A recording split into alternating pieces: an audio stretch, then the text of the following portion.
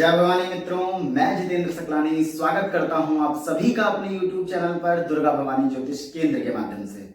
और एक बार फिर पुनः प्रस्तुत हुआ हूं आप लोगों के समक्ष एक नए नग के विषय में जानकारी लेकर, एक नए अंगूठी के विषय में जानकारी लेकर।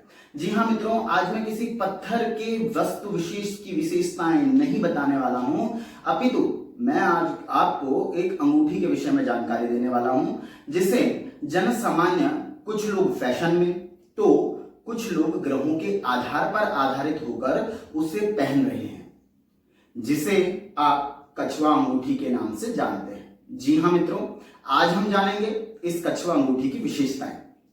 आज हम सर्वप्रथम जानेंगे कि क्या है इनका विस्तृत स्वरूप, क्या है इनकी विशेषताएं, कैसे कर सकते हैं हम इसकी प्रशिक्षण विधि, किस प्रकार से होते हैं हमें इन चीजों से फायदे, क्या है गुण, क्या है लाभ, कब इसे पहना जाए, कौन इसे पहन सकता है। तो इन सभी बातों को लेकर के मैं आज आप लोगों के समक्ष पुनः प्रस्तुत हुआ हूं। सबसे पहले तो हम जानते हैं इसका व्यक्तिगत परिचय। कछुए अंगूठी को हिंदी साहित्यिक भाषा में कच्छप मुद्रिका या कूर्म मुद्रिका नाम से भी जाना जाता है। अंग्रेजी भाषा में इसे टॉर्टोइज रिंग नाम से भी जानते हैं, परंतु जनसामान्य आम भाषा में इसे कछुआ अंगूठी के नाम से जानता है। इसे कुछ लोग फैशन के तौर पर धारण करते हैं, परंतु इसे हर बार फैशन के लिए ही नहीं पहना जाता। इसको पहनने का भी एक व्यक्तिगत तरीका है और इसीलिए आज आप लोगों के लिए मैंने यह वीडियो बनाया है, तो इस वीडियो को अंत तक अवश्य देखिएगा।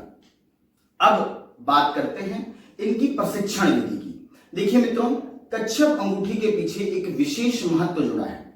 इसको सीधा सीधा लक्ष्मी जी के साथ जोड़ा जाता है। जी नहीं, कछुआ लक्ष्मी जी का वाहन है इस आधार पर नहीं कहूंगा, क्योंकि उल्लू के साथ साथ कछुए को भी लक्ष्मी जी का वाहन कहा जाता है, बल्कि इसके पीछे भगवान विष्णु के अवतरण की कथा है। कहा जाता है समुद्र मंथन के समय में भगवान ने कूर्म अवतार यानी कछुए का अवतार लिया था, और जिस कछुए का अवतार भगवान ने लिया था जिस समुद्र मंथन के लिए, उसी समुद्र से लक्ष्मी जी भी अवतरित हुई थी। तो अपने लक्ष्मी की वृद्धि हेतु, अपने कार्य की वृद्धि हेतु, अपने व्यापार की वृद्धि हेतु लोग कछुए अंगूठी को धारण करते हैं, परंतु इसे कैसे धारण करना चाहिए और कब धारण करना चाहिए। सबसे पहले तो मैं आपको बता देना चाहूंगा कि इस अंगूठी को अपने दाहिने हाथ की तर्जनी या मध्यमा उंगली में, जी हाँ, ये आपका दाहिना हाथ यानी आपके राइट हैंड साइड की तर्जनी अथवा मध्यमा, इन दो उंगलियों में ही धारण करना चाहिए। इसके विशेष आप इसे धारण नहीं कर सकते। कई लोग यहां भी पहन लेते हैं, कई लोग यहां धारण कर लेते हैं, नहीं, इससे आपको नुकसान होने की संभावना भी है। जितना इससे फायदा हो सकता है उतना ही इससे नुकसान होने की संभावना भी है। अब इसे कैसे धारण करना चाहिए? किसी भी शुक्रवार वाले दिन प्रातःकाल कच्चे दूध एवं गंगा जल को मिश्रित करके इसे धोएं। उसके बाद भगवान के आगे धूप, दीप आदि जिस भी प्रकार से आप अपने पूजन का संज्ञान करते हैं, उस पूजन को करने के बाद प्रातःकाल शुक्रवार के दिन इसे धारण करना चाहिए अपने दाहिने हाथ की, मैं पुनः बता देना चाहूंगा, मध्यमा उंगली या तर्जनी उंगली में। आप इसमें विशेष वृद्धि की प्राप्ति करने के लिए लक्ष्मी जी के किसी भी बीज मंत्र का उच्चारण भी कर सकते हैं। अब इसके प्रकारों को जान लेते हैं। वैसे तो ये केवल कछुए के आकार के आने वाली चांदी की एक मामूली दिखाई देने वाली अंगूठी होती है, परंतु यह अपना कार्य कैसे करती है? देखिए, वास्तु की दृष्टिकोण से यदि देखा जाए तो कछुआ वृद्धि का कारक, वृद्धि का सूचक माना गया है। यदि किसी व्यापारी को व्यापार में लाभ नहीं मिल पा रहा हो, परिश्रम तो पूर्ण हो रहा है परंतु परिश्रम का पूर्ण फल प्राप्त नहीं हो पा रहा हो, कोई जॉब पर रहने वाला व्यक्ति है परंतु उसे अपने जीवन में तरक्की नहीं नजर आती, कोई विद्यार्थी यदि है परंतु उसको पढ़ाई लिखाई में मन नहीं लगता, कोई गृहिणी यदि है और उनको आत्मविश्वास की कमी रहती है, आत्मसंयमता की कमी रहती है, क्रोध अत्यधिक उपजने लगता है, तो उन सभी के लिए ये बेहद लाभकारी सिद्ध होता है। परंतु इसे कैसे धारण करना चाहिए और कौन इसे पहन सकता है? जिन सभी को ये समस्याएं महसूस हो रही हो वह सभी इस अंगूठी को धारण कर सकते हैं, क्योंकि यह किसी भी राशि विशेष के लिए नहीं है।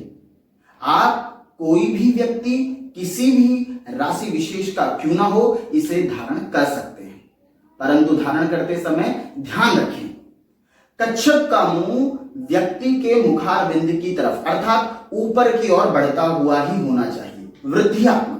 अगर आप इसे नीचे की ओर गमन करते हुए पहनेंगे तो यह नकारात्मक सूचनाओं का कारक भी बन सकता है। इसलिए जब भी आप इसे पहने आप इसे ऊपर की ओर चढ़ते हुए पहने। दो प्रकार से इसे कैसे धारण किया जा सकता है, एक नगों में, एक बिना नगों के। अगर आप इन्हें धारण करना चाहते हैं तो आप इसे अपने राशि रत्न के साथ भी धारण कर सकते हैं, परंतु ध्यान रहे उस समय पर उंगलियों में बदलाव किया जा सकता है।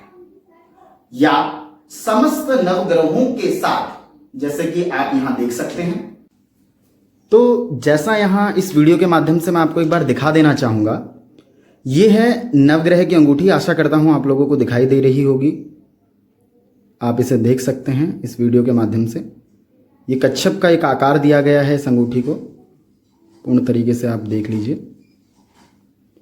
और इस कच्छप आकृति में ये नग लगाए हुए हैं। ये सारे उपरत्न हैं लेकिन नवग्रहों के आधार पर लगाए गए हैं। मैं आपको प्रस्तुति दिखा देता हूं, एक बार आप प्रस्तुति को देख लीजिएगा।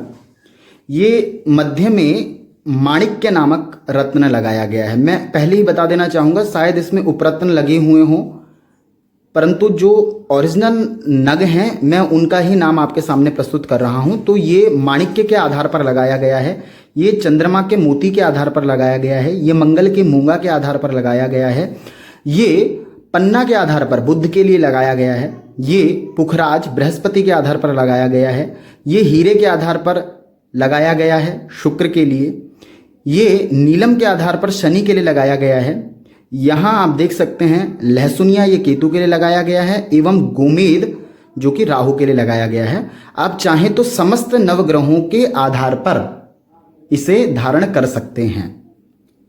तो ये तो था एक पहला प्रकार। दूसरा प्रकार मैं यहाँ आपको दिखा देता हूं। दूसरा प्रकार कुछ इस प्रकार से दिखाई देगा। जी हाँ, राशि रत्न के आधार पर यहां इसमें आप देख सकते हैं सिंगल रत्न लगा हुआ है।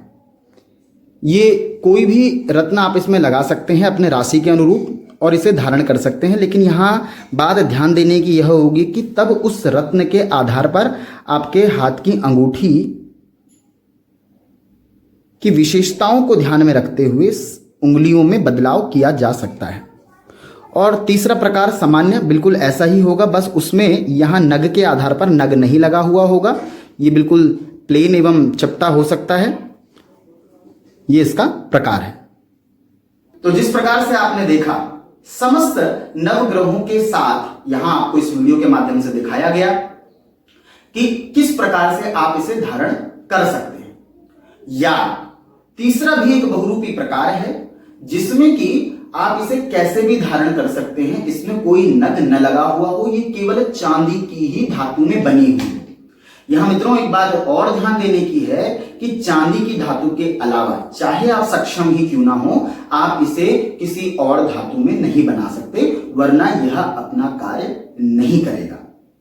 तो ये थे इनके प्रकार, पहनने की विधि और सभी चीजों का पूर्ण विश्लेषण।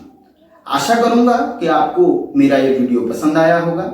यदि आपको ये वीडियो पसंद आया है या जानकारी आपको अच्छी लगी है तो आप इसे अपने अन्य मित्रों एवं स्वजनों के साथ शेयर कर सकते हैं। हमारी इस वीडियो को देखने के लिए आपका बहुत बहुत धन्यवाद। कृपया अपने कमेंट्स हमें कमेंट्स बॉक्स में अवश्य प्रस्तुत करें और हमारे चैनल को जरूर सब्सक्राइब करें। जय भवानी।